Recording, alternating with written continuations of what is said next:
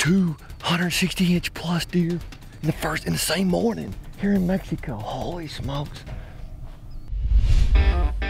Welcome to Sportsman of North America TV with Mike McCabe. Can you hear the call? Oh yeah! Don't need a ticket. You don't stand in Ray Howell. Just hanging with our friends. Yeah. And SNA founder Keith Powell. And proud to be where the good times. This is Sportsman of North America, your ticket to the outdoors.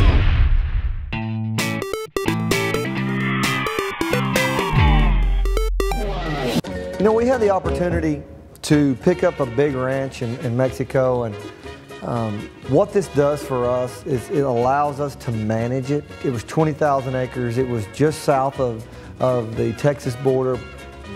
As a crow flies, maybe 25 miles. Great opportunity, some of the best habitat for big whitetail. The only thing that we had to do was get on this ranch and figure out a feed program and heavily manage it. And we're gonna start seeing and harvesting some magnificent animals. I'm talking world-class animals. And that's what excites me about Mexico and this ranch, is that in the years to come, we're gonna have some really, really good hunting. The thing about Mexico is it's basically the same deer as South Texas, but they're unpressured, and that's what I love about it. You pull into the ranch, and the area is so big, these animals just are not used to humans. Big bucks, they all act alike. They're all spooky. They're all cautious. But in Mexico, it seems they let their guard down a little more than even right across the border in Texas. Texas, there's a lot of roads. The ranches aren't as big, and the pressure's more. Mexico is a dream come true. Unpressured deer and the opportunity to harvest a trophy of a lifetime. There's not one single place that I've ever hunted that compares to Mexico when it comes to the seeing deer do what deer do. You're gonna see fighting. Every day you're gonna hear snort weeds, and every day you're gonna hear the grunts and the vocalization of the animals, which is incredible. Getting to see exactly what deer do, it's awesome. I can't explain how incredible that experience is. The style of hunting in Mexico is really different, and it's hard for some people to get their head around because there's no big trees. I mean, it's brush country, and it's thick, and you've got senderos, and that's what you have to hunt. And what we've done is you can hunt in pop-up very effectively, but what I wanted to do was I wanted to give myself an opportunity to set a stand up, that I could have a cameraman, that we could have a lot of room. And so I built these big bow blinds, big blinds. We carried them down there, we set them in really good areas, and the deer got used to them. We would climb in them, and they wouldn't even know we were there. And so we set these bow blinds up on ambush points for the deer coming to the water trough, and I tell you what, it worked out perfect. Another way that we had to hunt this ranch was you hunt the senderos, you hunt the roads. I know that sounds strange, but the roadways were the only place that you could see because the brush country is so thick. We had realized that the age class of the herd on this big ranch was young, so we knew that we were going to be focusing on what management deer that we were going to be taking out. And I tell you, we had some identified, we had some deer on the hit list, and now it's time to get busy. This one deer, he's an 8-point, he's got long main beams, and he got on the hit list, and so I was lucky enough to go out and get him with my bow. Great deer, even though he's a management deer, even though he was one that we felt like we needed to take off. I mean, he was a poping young deer, but he was 5.5. He only had 8 points. He didn't have a widespread. He was just a deer that we wanted to get out of the gene pool.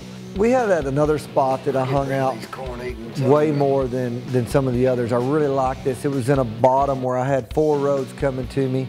It was there was a water trough there, and it was just a really good area. I'd seen a really good 9-point that looked like a huge body. The way he acted like a mature deer. He didn't come in like all the rest of the deer. He skirted the area. So we decided that we're going to go back to the water trough midday and see if we can get on this deer. And we're a long way off this time. We've got the Hart rifle. We don't have to get so close that we run him off. We look at him, we identify that we think it's the same deer. We get set up, and we take this animal at over 400 yards with our Hart rifle. This is just another great example of a management deer that's a trophy class deer in anybody's book, including mine. In this area up at the front that we hunted a lot, there was a couple of deer that I really wanted to get on, and we had this one deer that we played peekaboo with all the time. He was an older deer, mature deer. He was what you would call a typical 8-point, but he was missing his eye guards. It wasn't that he broke his eye guards off, he didn't grow his eye guards, so he'd be considered a 6-point. And I wanted this deer with my bow. He came in at 50 yards, I wasn't going to take the shot. He came in at 40-something yards, I wasn't going to take the shot. Then we're driving around and we see him out driving around. I get out and I do a stalk on this deer. We get down behind the bushes and he's walking up the road. I get pinned in behind a tree, I can't get out and get the shot. We had a blast trying to hunt this deer, but we did not get to harvest this deer. He got away from us, and so the next year, he's gonna be on my hit list if he makes it. A big 6-point, no eye guards, a perfect example of a good management deer that we do not want on this ranch. It's totally different than going to the mountains or going on a whitetail hunt. Mexico, it's relaxing to me, and it's just where I really enjoy ending my year. The action is just heating up for these south of the border whitetails, so stick around. It's time for this week's Winter Spotlight, where we showcase SNA members on adventures of a lifetime that they've won from Sportsmen of North America. I'm Bruce Harris. I'm from Central New York, born and raised, lived there all my life. This week we catch up with SNA hunt winner Bruce Harris as he travels to one of Illinois' premier whitetail operations, Midwest Whitetail Adventures. Well, I first found out about the SNA when I was at the Sportsman Show in Harrisburg. One of my friends who was in the industry told me I should sign up. His father had won a hunt, and he'd only been in it a short period of time. And he says, for the price, he said, you should get into it. So when I returned from Harrisburg, I got online and signed up. Found it very easy to do. For the money that you're into it, it's unbelievable what they give away. A lot of people talk about signing up and you win a hunt, right? Go with us here once a year, right? Well, these people are giving away a hunt every week. I was sitting in my office one day and I get a phone call, and it's Chad McDonald. Chad, why are you calling me? And he's going, well, Bruce, you won a hunt. And said, would you like to go to Illinois? I said, well, I'd love to go to Illinois. I said, I come to Illinois bow hunting early November, and this year I had passed because we signed a little lease in Ohio, and I was going to go there, but I told the wife, well, I have to go back to Illinois. Sportsman North America wants to send me there. I wouldn't have afforded myself the opportunity to come to a first-class operation like this.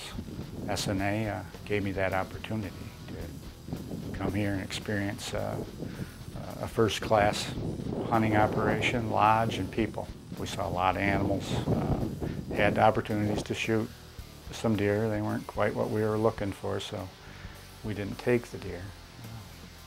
But that's, taking the deer would have been a bonus on a hunt like this. To come here and be at a lodge like this and experience it with good people. And these people here at Midwest Whitetail Adventures work their tail off for you. Don't be skeptical about signing up for Sportsman of North America. It's not a scam. It's for real. You can sign up for a little bit of money per month, and it may open opportunities that you would not normally afford yourself or realize. If I were you, I would afford yourself a little bit per month, sign up, and you may be setting at Midwest Whitetail Adventures someday on a hunt. That wraps up this week's Winter Spotlight. Join us at sportsmanna.com, and you too could be on an adventure of a lifetime. We're back at it in Mexico.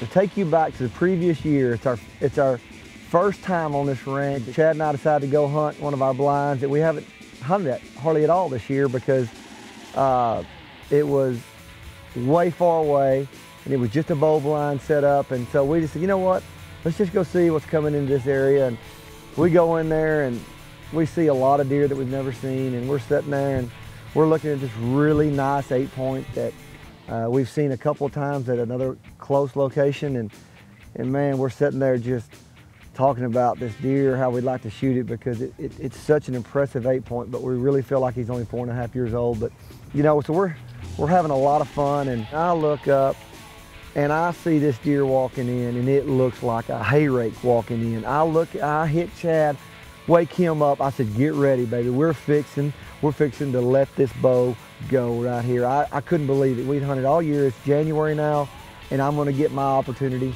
at a trophy. As soon as I saw this deer, I knew it had 10, 12 points. Mainframe had huge G4s on it. And I thought, man, here we go. 160-inch deer right here, get ready. Well, he comes in, as soon as he steps out, it's obvious he's a youngster. And I look at Chad and I just tell him, I said, can you believe this?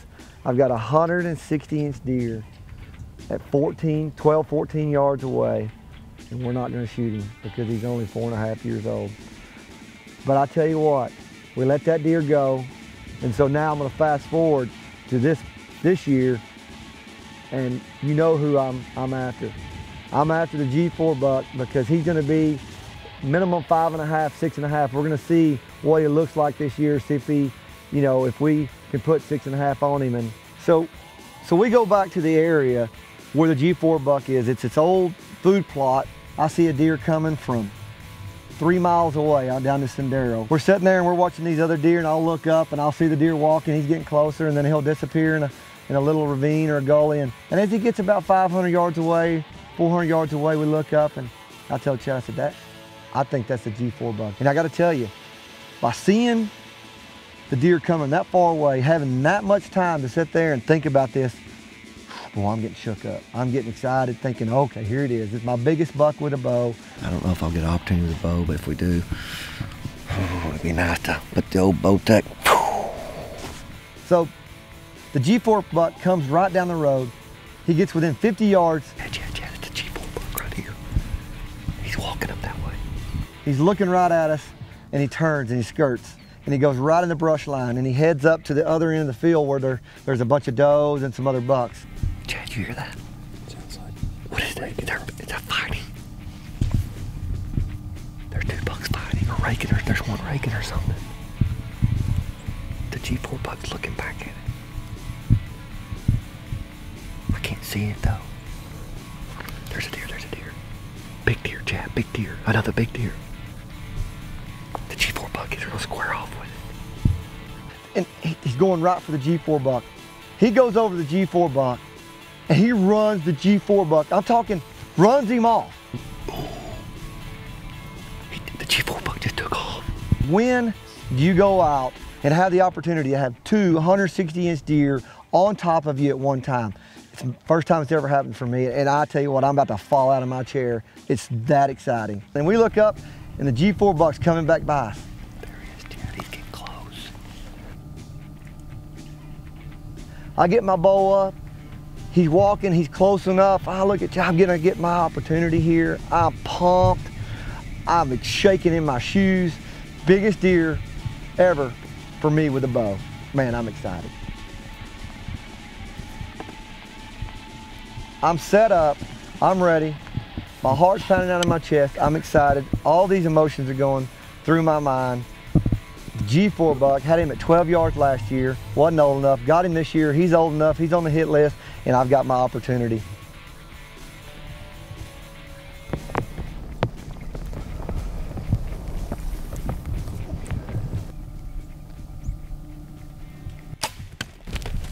He's down. He's down.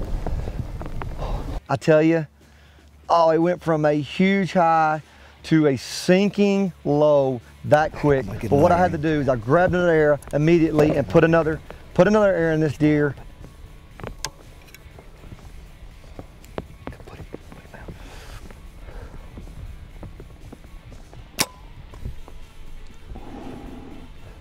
He's out. He's going out. He's going out. Can you believe it? Holy smokes. Can you believe that, folks? Oh, I've waited a year for this deer. I tell you what, here in Mexico, it's unbelievable. I had this big deer, the biggest deer I would have ever shot with my bow or gun at the time. And I had him at 12 yards and we couldn't, he was too young. So we let him go, and I tell you, that's hard.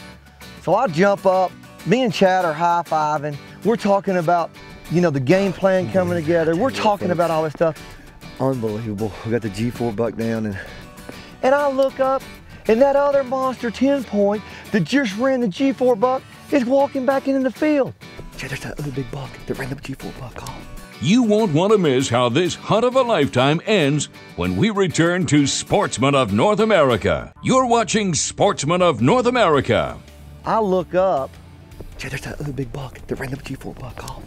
While we're hooting and hollering, and we see that big 10-point that ran the G4 buck off, here he comes, he's coming back in. I grab the old Hart rifle because he's about 250 yards away. I got 2 trophy tags. I got 2 trophies. We're gonna end it right now in one hunt. Right there, you'll see. Up on the other side of the cactus.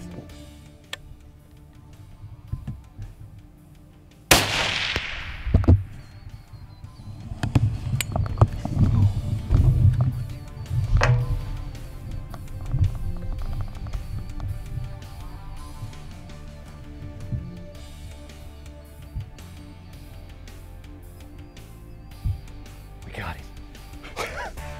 Holy crap. Can you believe that? That's 2 160-inch plus deer in the same morning here in Mexico. Holy smokes. The G4 buck. Let's go get him. No trekking required.